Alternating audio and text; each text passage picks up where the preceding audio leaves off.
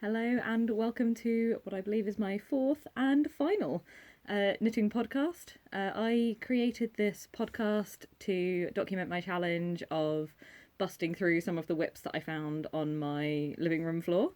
In the first episode, I counted them all up, and then I've just been following what my progress was, and my goal was to take it from the absolutely staggering 21 down to 7, and completed it, mate.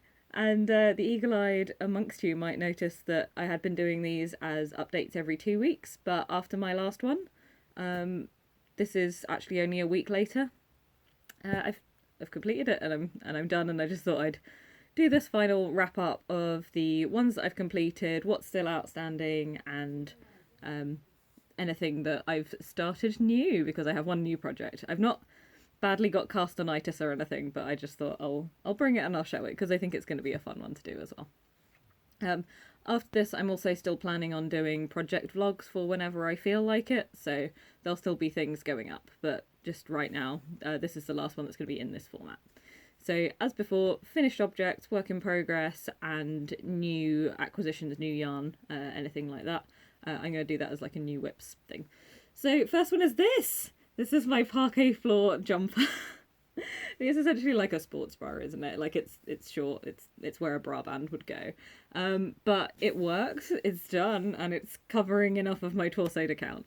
I used some black edging on this from a different ball of yarn, and it's just like a 2x2 rib.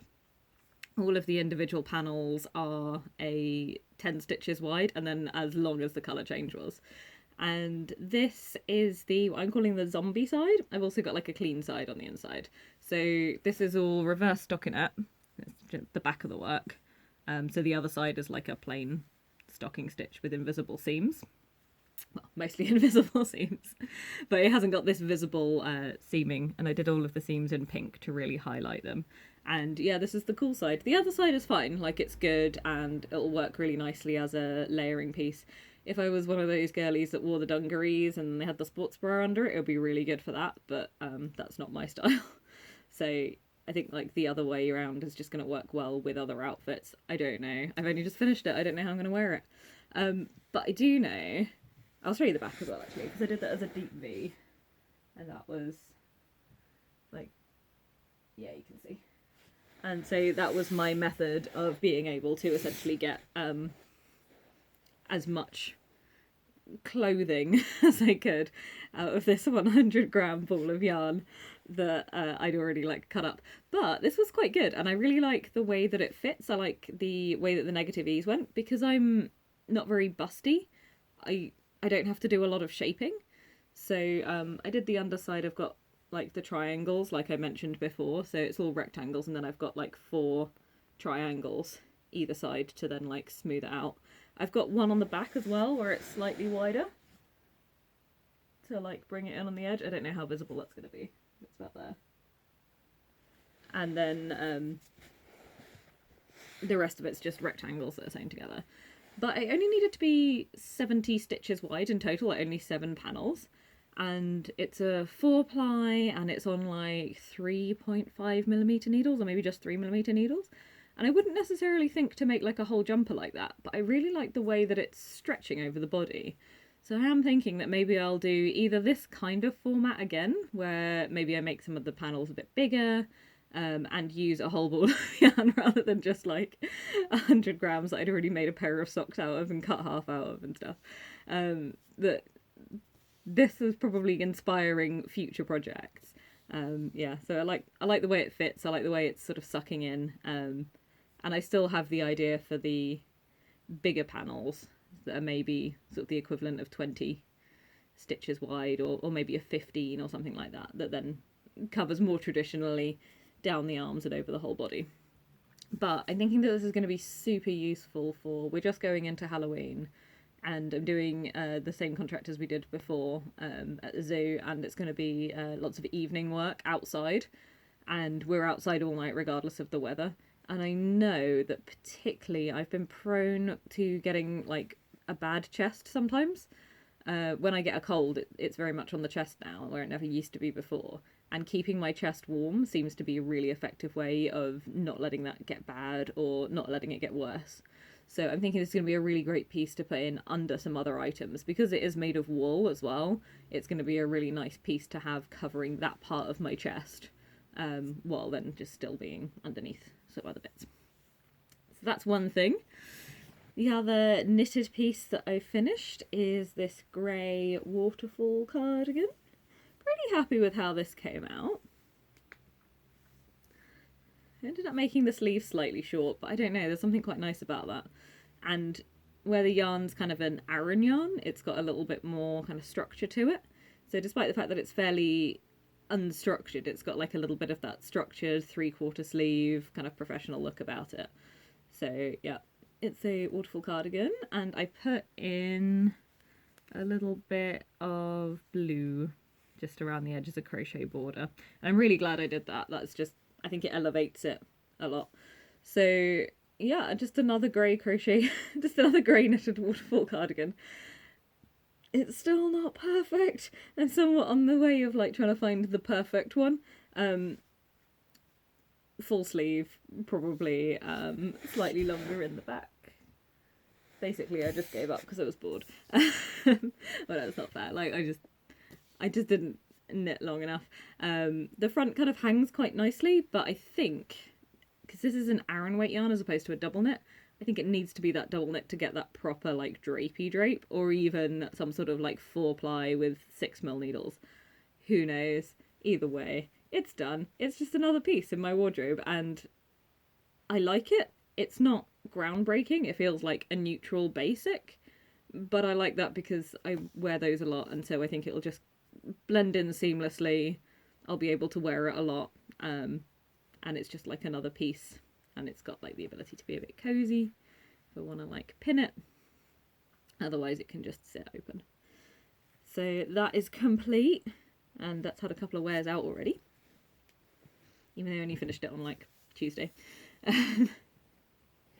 They've got one of the sewing projects that I finished. This, despite saying like right at the start of like, oh, I finished loads of things, but you know, it's all the stuff that's going to be really quick to do, and like the last little like, oh, it'll just be an hour of work once it done. This is one of those ones of like, it was just sitting down and doing it. I did it all by hand, and I'd taken the top. I'd already like cut that. I'd mended all the holes. I'd sewn the zip into the front of it.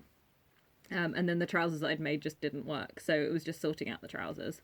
And I've got some trackies from my partner. And so it was just sewing the two of them together.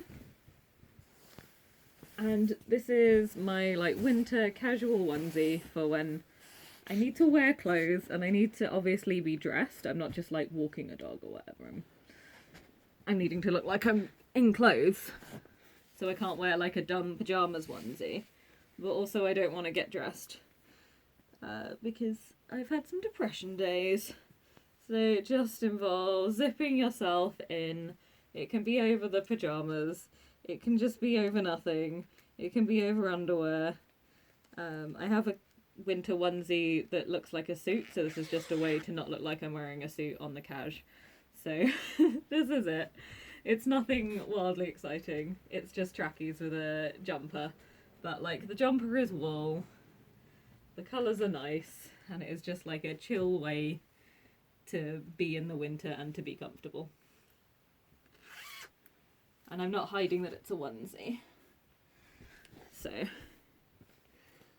that's done now, and we are starting to get to winter. We had a brief winter. English weather is so insane. So we've had a brief winter and now we're having a spare second summer, but also there's quite a lot of rain. So we're having a wet additional summer. It's not autumn. We did have an autumn briefly. It's kind of a summer winter, which you'd think would be an autumn, but it's also not. So yeah. At some point it'll be chilly and I'll want to wear it and I'll be glad I have it. But right now, no. And then a slightly more impressive sewing project. The green trousers are done. So the fabric on these is still a little bit stretchy. So I'm getting away with a lot of extra sins. I don't feel like I have like a good competent knowledge of making trousers, but posting these on Facebook, a couple of my other sewing friends have like commented things, and they've commented some extra like helpful stuff about like the ways that you put the leg when you're sewing, and also the like a way to make a curve and stuff. Yeah.